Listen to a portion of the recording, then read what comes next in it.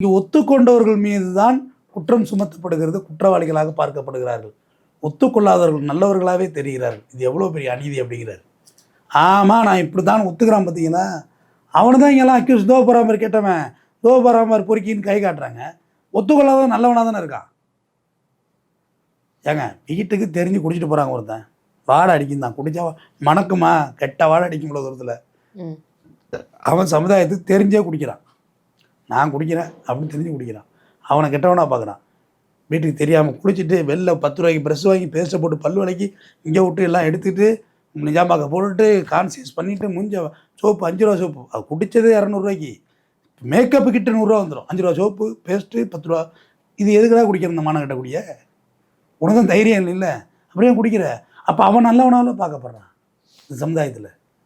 அதுதானே தப்பு. இப்போ ஸ்ரீகாந்த் கிருஷ்ணா மாட்டிக்கிட்டான், எல்லாரும் தோ போகிறான் கெட்டவன்னு அவனை போட்டு படாத பாடுபடுத்துறீங்க. பாவம் அவனே, சாக்லேட் பாய் நடித்தது 4 படம்.